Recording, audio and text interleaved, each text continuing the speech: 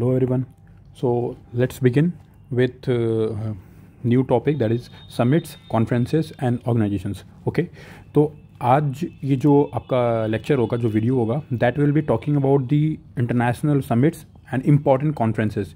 देखो, इन समिट्स, इन कॉन्फ्रेंसेस में हमेशा एक म्यूचुअल टॉपिक पे डिस्कस करा जाता है. ओके, म्यूचुअल टॉपिक पे डिस्कशन करने के बाद जनरली आप देखोगे इकोनॉमिक कोऑपरेशन में बात होगा, डिफेंस में होगा, स्ट्रेटेजिक कोऑपरेशन में बात होगा, agriculture, lot of things are over there as the country in front. देखो, दो देश सामने बैठते हैं, ठीक है, बायलैटरल हो, मल्टीलैटरल हो, ट्राईलैटरल हो, ठीक है, या फिर कोई एक ऑर्गेनाइजेशन हो. जब भी ये बातें होती हैं तो आपको ये थोड़ा एक आइडिया होना चाहिए. Since you are preparing for a service commission examinations, तो आपको एक आइडिया तो लगता है ना कि सामने जो कंट्री बैठा उसकी डिमांड क्या है. फॉर एग्जाम्पल, हम इंडिया को सेंटर में लेके इन चीज़ों को डिस्कस करेंगे. आप समझो, आगे अगर सामने फ्रांस बैठेगा तो ऑब्वियसली वहाँ पे ज़्यादा स्ट्रेटेजिक बातें होंगी, डिफेंस एंड कॉपरेशन की बात होंगी और इकोनॉमिक डेवलपमेंट की बात होंगी, ठीक है. यूएस बैठेगा, फिर वहाँ पे आप डेमोक्रेसी की बात कर लोगे, डिफेंस की बात कर लोगे, ठीक है, इकोनॉमिक कॉपरेशन, कल्चरल कॉपरेशन को लेकर बात करोगे. पर जब कोई सामने अफ्रीकन कंट्री होगी तो वहाँ पर एग्रीकल्चर आ जाएगा, वहाँ पर जॉब्स अपॉर्चुनिटी आ जाएगी. मतलब थोड़ा सा वहाँ पे मूलभूत, मतलब जो फंडामेंटल चीज़ें होती हैं किसी भी इकोनॉमी को डेवलप करने के लिए, वो सारी चीज़ें देखने को मिलती हैं, ठीक है. ये एक प्रॉपर एक शॉर्ट इंट्रोडक्शन था ताकि आपका एक माइंड फ्रेम बन जाए और हम इन चीज़ों को लेकर अब आगे बढ़ सकें. Okay, so let's begin. देखो, सबसे पहला क्या है, आर्टिफिशियल इंटेलिजेंस सेफ्टी समिट. नाम से ही लग रहा है कि ये कुछ आर्टिफिशियल इंटेलिजेंस से रिलेटेड होगा, ठीक है. Let me change the colour, I will use yellow one. Okay, artificial intelligence safety summit 2023, ठीक है. याद कर लो कि ये हुआ क्या है, ब्लैचली पार्क में, ठीक है, ब्लैचली पार्क में हुआ है, दैट इज इन इंग्लैंड, ठीक है. आर्टिफिशियल इंटेलिजेंस सेफ्टी समिट, ठीक है. दो तीन चीज़ यहाँ पे इंपॉर्टेंट है कि artificial intelligence is a emerging technology. अब इमर्जिंग टेक्नोलॉजी है तो मतलब यहाँ पर obviously the developed and to be developed countries will be over there, और ये वहाँ पर जाकर क्या बनाएंगे, कुछ एक नोटिफिकेशन, रेगुलेशन या फिर कुछ ऐसे रूल्स और रेगुलेशन, लॉ से बात करेंगे. फ्यूचर में आने वाली जो चीज़ें हैं उनको इन्हीं तरीके से गाइडेंस मिले या फिर गाइड किया जाए, ठीक है. तो ये तरीके से एक इमर्जिंग टेक की बात करेगा. तो इस समिट में हुआ क्या है, it is an effort to address the challenges posed by the advanced AI system. As I have told you, मैंने बोला ना कि ये इमर्जिंग है, तो आने वाले फ्यूचर में जो चैलेंजेस होने वाले हैं उनसे रिलेटेड यहाँ पे बातें करी गई हैं. 28 प्रोमिनेंट नेशन, देखो मैंने बोला ना कि यहाँ पे इंपॉर्टेंट नेशंस आएंगे जो इमर्जिंग टेक पे कुछ काम कर सकते हैं, right, including US, China, India and European Union came together to endorse the Bletchley Park declaration. Bletchley Park आपका बर्मिंगम वाले एरिया में है, इंग्लैंड में, ठीक है. Declaration during the inaugural AI safety summit, ठीक है. आगे चलते हैं. इसमें क्या था, देखो एक बात समझना, ये एआई सेफ्टी समिट है, तो सेफ्टी समिट यहाँ पे सारे चैलेंजेस को लेके बात किया गया है. तो risk associated with the frontier AI, आने वाले वक्त में क्या क्या एआई कर सकता है. आपको पता है बहुत सारे न्यूज़ में ऐसी चीज़ें रहती हैं कि डीप फेक हो गया है, वॉइस चेंज करके वीडियो को डीप फेक बना दिया गया है, वॉइस चेंज कर दिया गया है, मतलब बहुत सारे. फिर ऑनलाइन स्कैम्स हो रहे हैं और डिजिटल इकोनॉमी में बहुत गंदी तरीके से एआई पेनिट्रेट कर रहा है. तो इन सारी चीज़ों को रोकने के लिए, ठीक है, क्योंकि everything is going to be digital in future और आज के वक्त में सब कुछ डिजिटल ही है, तो इस पर अब काम करने के लिए सरकार ने एक एआई सेफ्टी समिट, दुनिया भर की सरकारों ने एक डिक्लेरेशन साइन किया जिसका नाम है ब्लैचली पार्क डिक्लेरेशन, और वहाँ पर रिस्क ऑफ फ्रंटियर एआई को डिस्कस किया गया. और इसमें कुछ ऐसा खास नहीं है. हाँ, एक चीज़ और समझ लो कि ये एआई, यूपीपी से ऐसे सवाल पूछ लेता है कि अपकमिंग ये समिट कहाँ होगा, तो फ्रांस में होगा, बट 6 महीने के भीतर साउथ कोरिया में को होस्ट करेगा, फ्रांस ही को होस्ट करेगा एक वर्चुअल एआई समिट. तो अगर 6 महीने के भीतर की बात करोगे तो साउथ कोरिया के साथ फ्रांस करने वाला है, ठीक है, जो कि वर्चुअल होने वाला है. और अगर फुल फ्लेजेड समिट की बात करोगे तो फ्रांस में ही होगा, ठीक है. Let's come to the second news. अच्छा, एक और चीज़, इंडिया का पोजीशन क्या है. देखो, अगेन आपको पता है इंडिया एक डेवलपिंग नेशन है, ठीक है, and aspire to be developed by 2047, Viksit Bharat हमारा मिशन है. आप एक चीज़ समझो, अगर आपने थोड़ी मोड़ी भी हिस्ट्री देखी होगी या फिर थोड़ी मोड़ी भी आपने अपनी इकोनॉमिकल हिस्ट्री देखी होगी आफ्टर इंडिपेंडेंस, हम हम लोग सोशियोलॉजिकल पैरामीटर पे या फिर सोशलिस्ट पैरामीटर पे ज़्यादा काम करते हैं. बट बीते 15-20 साल से आप देखोगे, और खास करके एलपीजी रिफॉर्म के बाद आप देखोगे कि हम ज़्यादा कैपिटलिस्ट हो गए हैं. तो आज हम एक प्योर मिक्स्ड इकोनॉमी है, तो हमारा जो पोजीशन होगा कुछ वैसा ही होगा. कैसा होगा?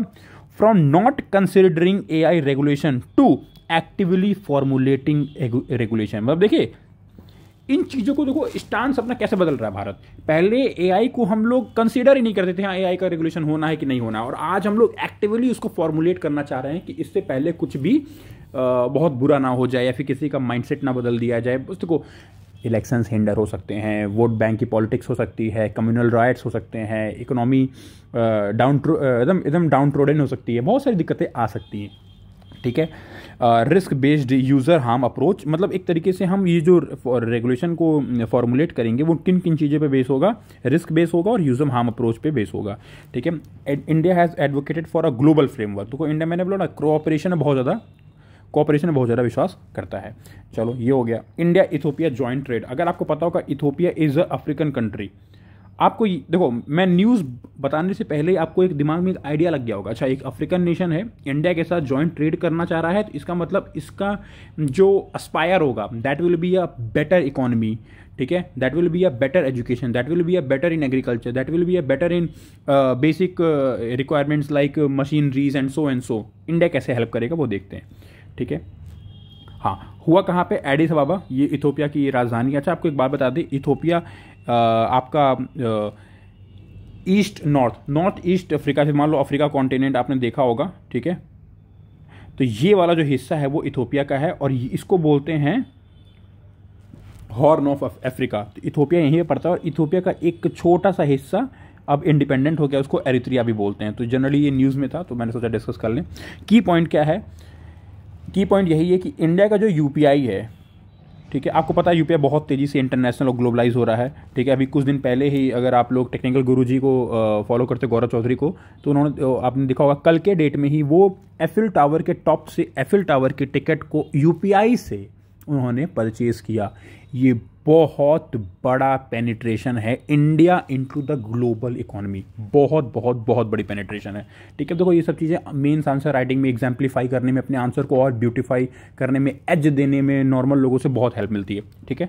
चलो तो UPI और एथ स्विच मतलब इथोपिया का वहाँ पे जो डिजिटल नेटवर्क है, जैसे हम लोग UPI करते हैं ना कि दूध लेने गए या फिर मोची के पास गए, सब्जी लेने गए या फिर किसी मॉल में गए, कहीं भी हम लोग जाते हैं कपड़े लेने गए तो हम लोग अब UPI करते हैं खटाक से, तो वही चीज़ है, वहाँ का एथ स्विच है और अपना UPI को इंटीग्रेट करने की बात चल रही है, ठीक है। आगे चलते हैं, बहुत सारे मेमोरेंडम ऑफ अंडरस्टैंडिंग यहाँ पे साइन किए गए हैं। एक बार देख लेते हैं कि इंडिया इथोपिया का जॉइंट ट्रेड कॉपरेशन कहाँ तक है।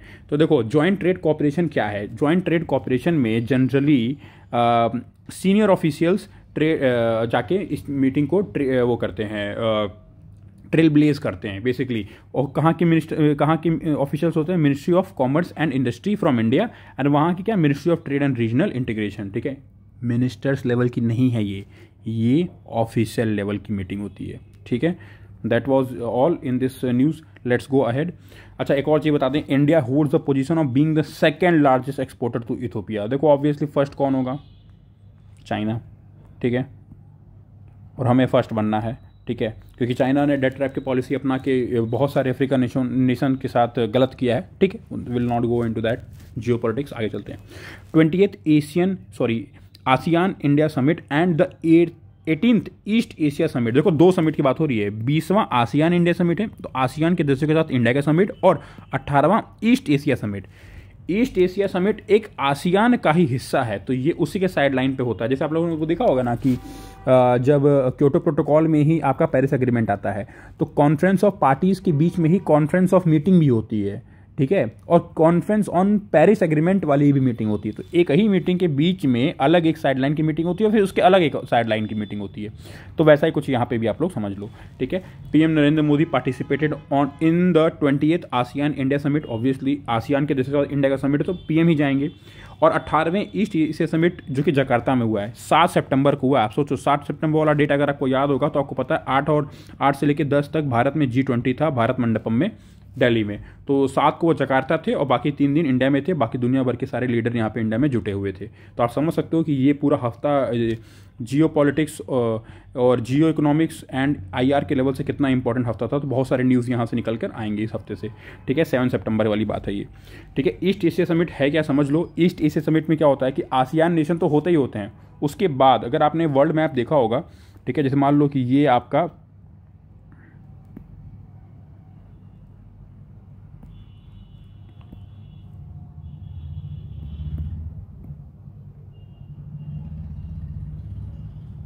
ठीक है। अगर आपने ये पूरा मैप देखा होगा तो ये आपका हमारा प्यारा भारत हो गया, ये आपका एशियान, ये पूरा आसियान रीजन है। तो आप इसमें एक चीज़ देख पाओगे कौन कौन सारे देश हैं। ऑस्ट्रेलिया है, मैं थोड़ा कलर बता देता हूँ, ठीक है। ऑस्ट्रेलिया है, ठीक है। साउथ कोरिया यहाँ पे है, ठीक है। रशिया है, देखो रशिया भी आ रहा है, ईस्ट वाले साइड है ना, रशिया है। जापान है, ठीक है। फिर आपका न्यूजीलैंड है, ठीक है। और आपका साउथ कोरिया है, वो तो मैंने बता ही दिया, ठीक है। रशिया, तो बेसिकली ये सारे देश हैं। एक बार मैं इसको इरेज कर दूं फिर आपको ये अच्छे तरीके से बताता हूँ, ठीक है। देखो वर्ल्ड मैप बनाने आना भी चाहिए, ठीक है। तो आसियान नेशन है ही, और ईस्ट पे जितने भी देश आ रहे हैं एशिया के, दैट इज़, और पहले यहाँ से शुरू करते हैं। ऑस्ट्रेलिया, चाइना, इंडिया तो रहेगा ही रहेगा, वो नहीं आता ईस्ट में, पर तब भी इंडिया रहेगा, उसका एक इंपॉर्टेंट पार्ट है क्योंकि बहुत ही बड़ा ट्रेडिंग नेटवर्क है इंडिया के पास। फिर जापान भी है, न्यूजीलैंड है, साउथ कोरिया है, एंड रशिया है, एंड यूएस भी है, ठीक है। यूएस भी है, तो आप उसको नज़रअंदाज नहीं कर सकते हैं, ठीक है। आगे चलते हैं। आसियान इंडिया कॉपरेशन क्या है।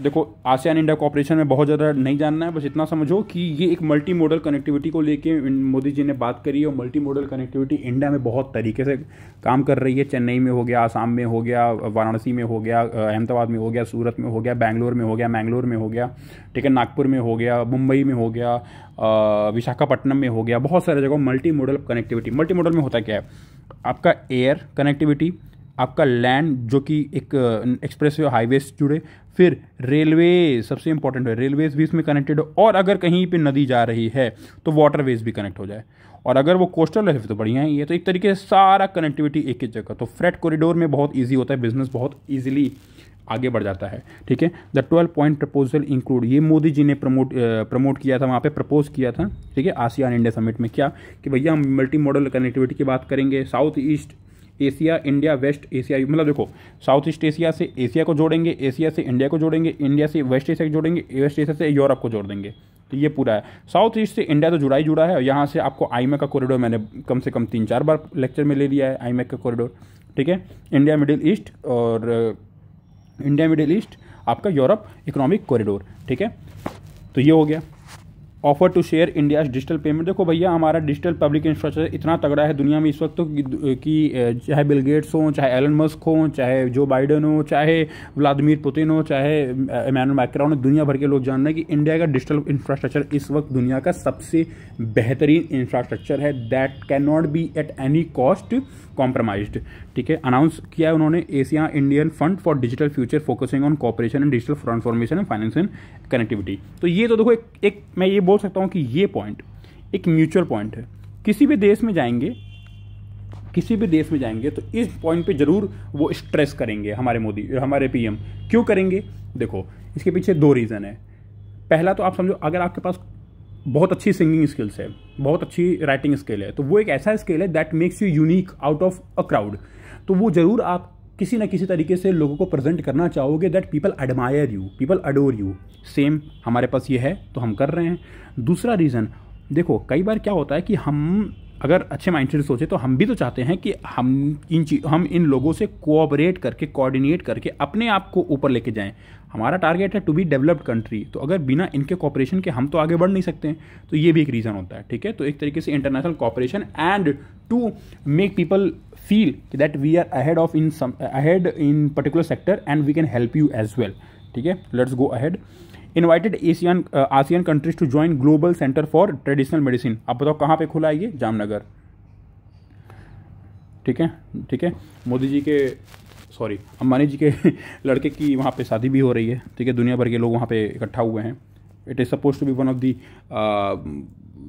Biggest pomp and show marriage of the decade, ठीक है। आगे चलते हैं। Calling for working together on mission life, मैंने बताया लाइफस्टाइल फॉर इन्वायरमेंट, ठीक है।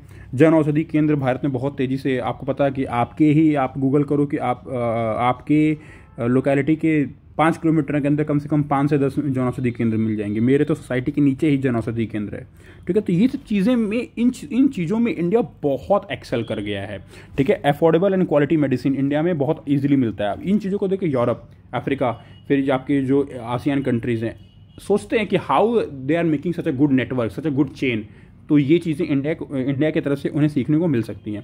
सबसे इम्पॉर्टेंट, डिज़ास्टर रेजिलिएंट इंफ्रास्ट्रक्चर, क्योंकि ये देखो ये पूरा जो आपका साउथ ईस्ट आसियान वाला जो एरिया है ना, वो वहाँ पे डिज़ास्टर बहुत ज़्यादा देखने को मिलते हैं। तो this could be a best platform to work together, ठीक है। तो डिज़ास्टर मैनेजमेंट में अच्छे तरीके से काम करा जा सकता है। Asia Pacific forum on human rights, ठीक है, ह्यूमन राइट्स, ठीक है। What is the Asia Pacific forum on human rights, ये देख लो 1997 में फाउंड किया गया था। National human rights institution NHRIs across the Asia Pacific region, ठीक है, इसको यूनाइट करता है। मेंबरशिप एंड ग्रोथ की बात करें तो Afghanistan independent human right commission which was a full, देखो पहले समझ लो कि ये जो आपका द APF हैज़ मतलब एशिया पैसिफिक रीजन, ठीक है, Asia Pacific region has 17 full members, ठीक, एंड 8 एसोसिएट मेंबर।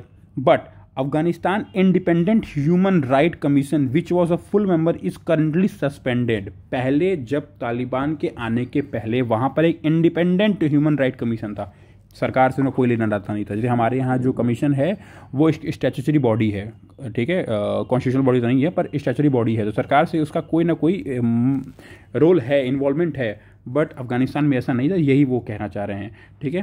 पहले वो फुल मेंबर था, अभी नहीं है। दूसरी चीज़, जब से ये बना है कमीशन, इंडिया का जो NHRC है वो उसका एक परमानेंट मेंबर है, ऑब्वियसली रहेगा, ठीक है, एशिया रीजन में, और इंडिया ना रहे मेंबर, ठीक है। तो देख लेते हैं थोड़ा सा अपने NHRC के बारे में। अक्टूबर 12, 1993 में under protection of human rights act 1993 में बनाया गया था। मैंने बोला कि एक स्टैच्यूटरी बॉडी है, जुरिसडिक्शन पैन इंडिया होता है, हेडक्वार्टर न्यू दिल्ली में है, ठीक है। इसका एक चेयरपर्सन होते हैं, 5 फुल टाइम मेंबर होते हैं, 7 डीम्ड मेंबर्स होते हैं। चेयरपर्सन वही होंगे या तो जो चीफ जस्टिस ऑफ इंडिया हो या फिर सुप्रीम कोर्ट के जज हों, ठीक है। अभी कौन है? अरुण कुमार मिश्रा जी, ठीक है। 20th ASEAN India economic ministers meeting, देखो 7 सितंबर को वो हुआ था, तो उसके ठीक हफ्ते 10 दिन पहले आप देखोगे 21 अगस्त को मिनिस्टर्स की मीटिंग हुई थी, इकोनॉमिक मिनिस्टर्स की। तो इसमें सबसे इंपॉर्टेंट क्या है? AITIGA, ASEAN India trade in goods agreement, एक आईटीगा पे लेके बातचीत करी गई थी, ठीक है। The initiation of AITIGA review address a long standing demand from Indian businesses and promises to make free trade agreement, FTA sign करने की बात चल रही है। बस इतना समझना ना आईटीगा क्या है, ठीक है। और देखो अभी ना आईटीगा बना नहीं है, आईटीगा बन गया है बट उसमें फ्री ट्रेड अभी नहीं आया है, ठीक है। तो फ्री ट्रेड अभी इसमें इन्वॉल्व नहीं किया गया है। तो अगर क्वेश्चन आता है कि इज आईटीगा अ फ्री FTA, तो आप उसको बोल देना no, it's not a FTA, अभी बातचीत चल रही है। हाँ, पर it is a comprehensive economic cooperation, comprehensive economic cooperation, CEC बोलते हैं इसको, ठीक है। ये सब प्योर इकोनॉमी है। क्वेश्चन बनते हैं बड़े अच्छे ऐसे। 15वां ब्रिक्स समिट हुआ करता है, साउथ अफ्रीका में हुआ है, बहुत ज़्यादा न्यूज़ में था, ठीक है। और उसी वक्त वो न्यूज़ में था जब हमारा चंद्रयान जाके आपको पता है साउथ पोल में पहला ऐसा देश हम बने जहाँ पे हम लैंड कर पाए, ठीक है। उसी वक्त ये मीटिंग वहाँ पे चल रही थी, ठीक है। थीम क्या था? Partnership for mutually accelerated growth, sustainable development and inclusive multilateralism. इसको हटाते हैं। ये देखो इंपॉर्टेंट क्या है कि ब्रिक्स में नए मेंबर जुड़ गए हैं, इजिप्ट, ईरान, ठीक है। अच्छा एक चीज़ सोचो आप, इजिप्ट जुड़ा है तो जुड़ा है, पर इजिप्ट के साथ इथोपिया जुड़ गया, जिनके रिलेशन बिल्कुल अच्छे नहीं है, पता नहीं कैसे।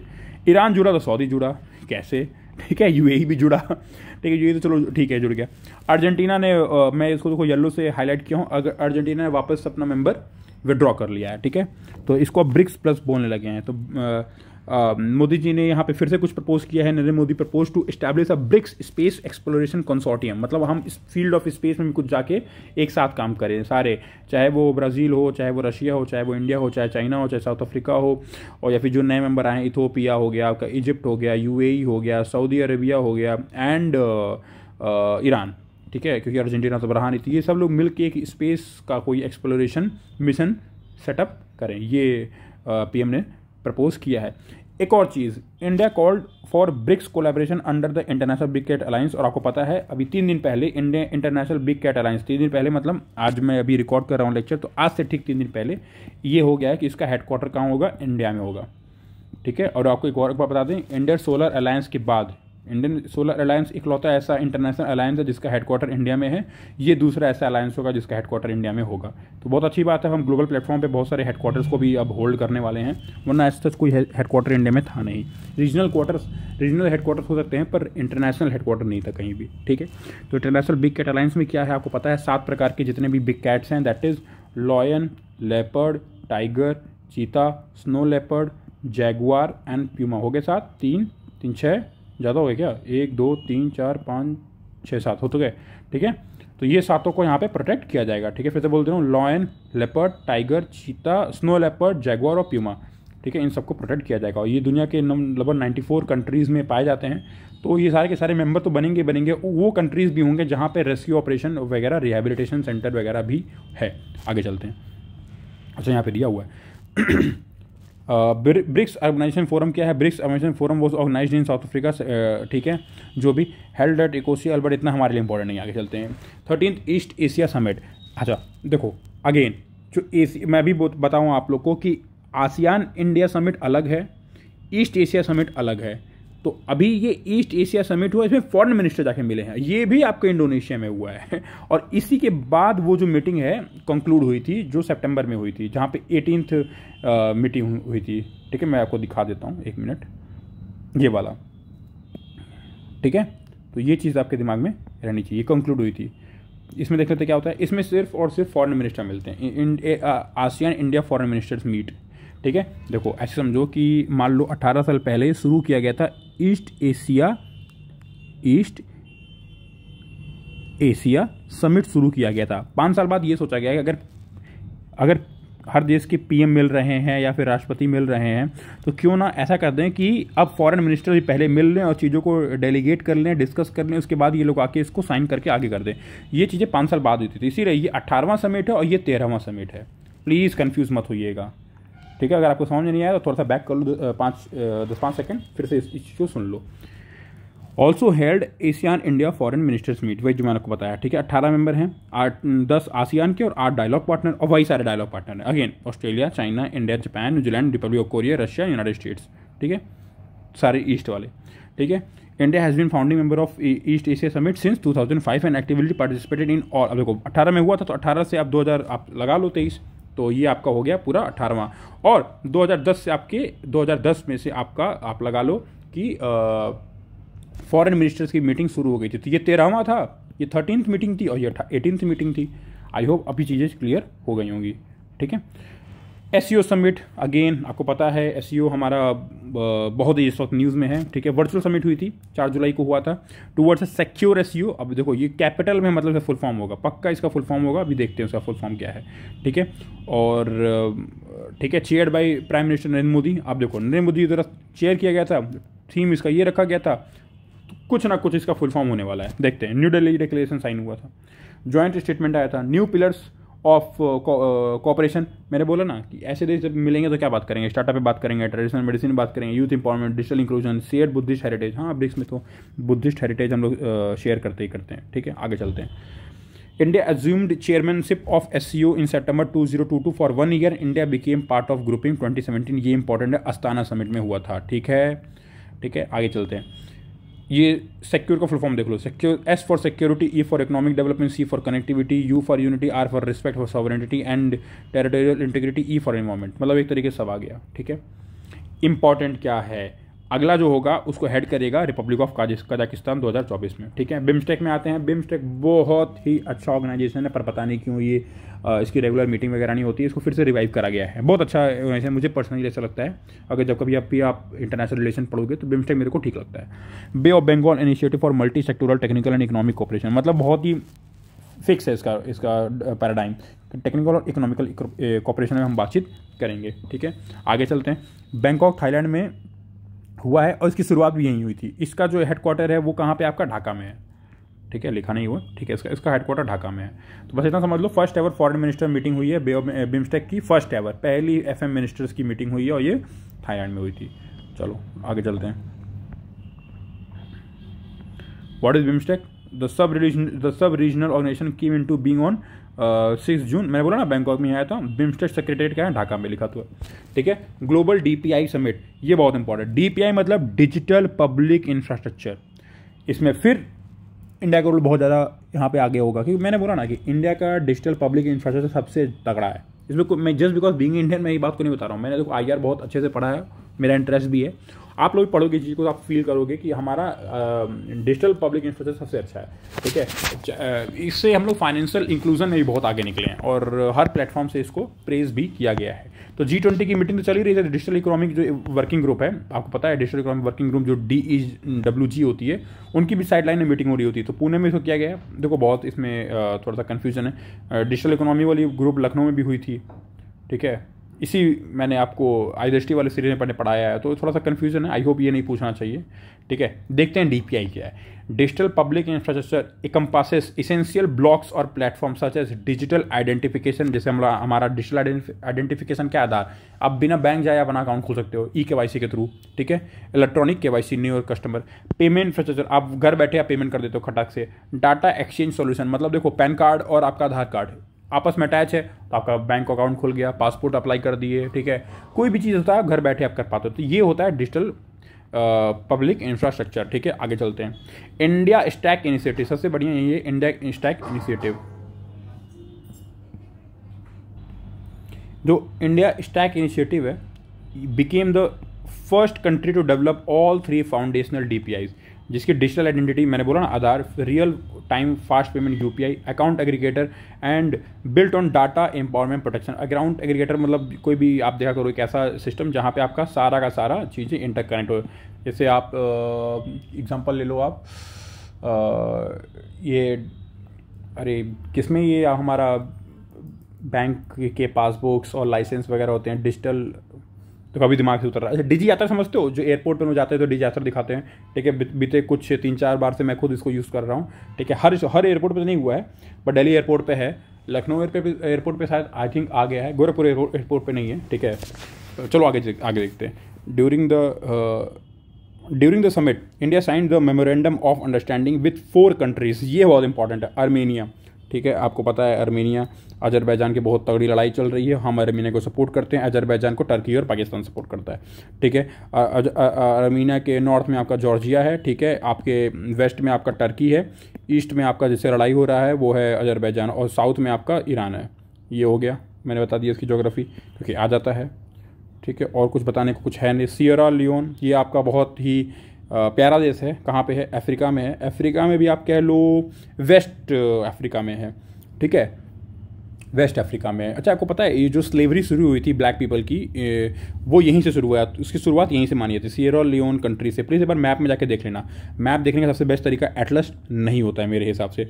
एटलस में ना ढूंढने में बहुत समय खर्च होता है। काम किया करो, सीधे गूगल किया करो। गूगल करो, गूगल करते ही वो आप उस कंट्री का मैप खोलो। मैप के अगल बगल जितने भी नदी पर्वत और लेक्स, जितने भी इंपॉर्टेंट चीज़ें सब देख लो, ठीक है। उसे कैपिटल देख लो, बिगेस्ट क्या नाम है सिटी देख लो, सब कुछ देख लो। सूरीनाम आपको पता है यहाँ कहाँ पे? साउथ अमेरिका के नॉर्थ में है, ठीक है। इसके अगल बगल आपका फ्रेंच गुयाना एंड वेनेजुएला जैसे देश हैं, और ब्राज़ील के ऊपर पाया जाता है ये देश, ऊपर मतलब नॉर्थ में। एंड एंटीगुआ एंड बारबुडा, ठीक है। एंटीगुआ एंड बारबुडा भी एक आइलैंड नेशन है, आपके कैरिबियन आइलैंड नेशन है, ठीक है। ये भी बहुत सुंदर है एंड बहुत रिच आइलैंड नेशन है, ठीक है। यॉट से लोग यहाँ पे जाते हैं अपना वेकेशन मनाने। तो इन 5 देशों से, आई गेस 1 2 3 4, हाँ 4 देशों से हमारा MOU साइन हुआ है कि हम आपको क्या देंगे, इंडिया स्टैक इनिशिएटिव से हेल्प करेंगे। तो याद रखना, Armenia, Sierra Leone, Suriname and Antigua Barbuda, इनके जो PM हैं, ठीक है, संतोखी चांद, वो हमारे इंडिया में 12 जनवरी को जब प्रवासी भारतीय दिवस हुआ था, तो उसमें ये मुख्य अतिथि के तौर पे आए थे, ठीक है। इतनी इन्फॉर्मेशन बहुत है। आगे चलते हैं। 6th इंडियन ओशन कॉन्फ्रेंस, बहुत कुछ नहीं जानना इसमें, जान लो कि इंडियन ओशन कॉन्फ्रेंस ये बांग्लादेश में हुआ है, दैट्स इट, ठीक है। और पीस, प्रॉस्पेरिटी, पार्टनरशिप, रेजिडेंट, वही सब बोल बच्चन बातें जो हर एक इंटरनेशनल ऑर्गेनाइजेशन में बात करी जाती हैं, ठीक है। First edition of conference was held in Singapore, ठीक है। और उसके बाद 5th एडिशन कब किया गया था? दुबई में, आबू धाबी में हुआ था, UAE में, ठीक है। तो अभी समझ लो जो रिसेंट में हुआ है बांग्लादेश में हुआ है, दैट्स इट, ठीक है। ये भी देख लो कि ऑर्गेनाइज बाय इंडिया फाउंडेशन, एक NGO है, with ministry of foreign affairs of Bangladesh and S Rajaratnam school of international studies, ठीक है। इन लोगों ने इंडियन ओशन कॉन्फ्रेंस हेल्ड किया था, जिसमें peace, prosperity, partnership for resilient future पर डिस्कस हम लोग कर रहे थे, ठीक है। आगे चलते हैं। SCO यंग ऑथर्स कॉन्फ्रेंस, ये इंपॉर्टेंट है, क्योंकि SU न्यूज़ में रहा है तो ये इंपॉर्टेंट हो जाता है। यंग ऑथर कॉन्फ्रेंस, इसमें हुआ क्या है, तो SU पता है आपका संघाई कोऑपरेशन ऑर्गेनाइजेशन। अच्छा, पता है कि इसकी कल्चरल कैपिटल कौन है, अब वाराणसी बनाई गई है, तो प्लीज़ भूलिएगा नहीं, इसकी कल्चरल कैपिटल को वाराणसी को डिक्लेयर किया गया है, ठीक है। तो लीला पैलेस न्यू दिल्ली में हुआ है कॉन्फ्रेंस यंग ऑथर। इसमें वही वाली बात है कि सारे जो कल्चरल और कोऑपरेशनल वैल्यू होंगे उन्हीं पे डिस्कस करी गई। मीनाक्षी लेखी, जिनको इस बार टिकट नहीं मिला बीजेपी से, उन्होंने इसको इनॉग्रेट किया था, ठीक है। आगे चलते हैं। Organised by ministry of education, government of India, ठीक है। नेशनल बुक ट्रस्ट की तरफ से ये ऑर्गेनाइज किया गया था। Next important news, energy minister session of the voice of global south summit. ये बहुत इंपॉर्टेंट है। एनर्जी मिनिस्टर सारे मिले हैं और जो ग्लोबल साउथ की जो आवाज़ है उसको बुलंद करने के लिए मिला गया है। और हमारे यहाँ से कौन मिलेंगे, जितेंद्र सिंह, सॉरी हरदीप सिंह पुरी, ठीक है। हमारे एनर्जी मिनिस्टर वही हैं, the minister of petroleum and natural gas of and also housing and urban affair, Hardeep S Puri ji मिले हैं, ठीक है। तो I think that's all for the day. So we will be coming with a new part in the next lecture. For meanwhile, please like, share and subscribe. वैसे आपको पसंद आएगा तो आप ऑटोमेटिक सब्सक्राइब कर ही दोगे। देखो, मेरा एक तरीका है कि आप लोगों को सिर्फ वही डिस्कस करें जो एग्जाम पॉइंट ऑफ व्यू से इंपॉर्टेंट है। देखो, वैसे तो ये जो आई दृष्टि बनाई गई है ये सब संपूर्ण है, क्योंकि इसमें मेंस ओरिएंटेड भी, इसमें व्हाट, हाउ, व्हेन, वेयर सब कुछ है। तो हमें अभी सिर्फ प्रीलिम्स ओरिएंटेड चीज़ों पे ध्यान देना है, ठीक है। तो अभी ज़्यादा लंबा नहीं करते हैं, ज़्यादा बोल बच्चा नहीं करते हैं, आप लोगों को और भी पढ़ना है तो मैं नेक्स्ट लेक्चर लेकर आऊँगा, तब तो हम भी कुछ पढ़ाई कर लें, ठीक है। जय हिंद, थैंक यू।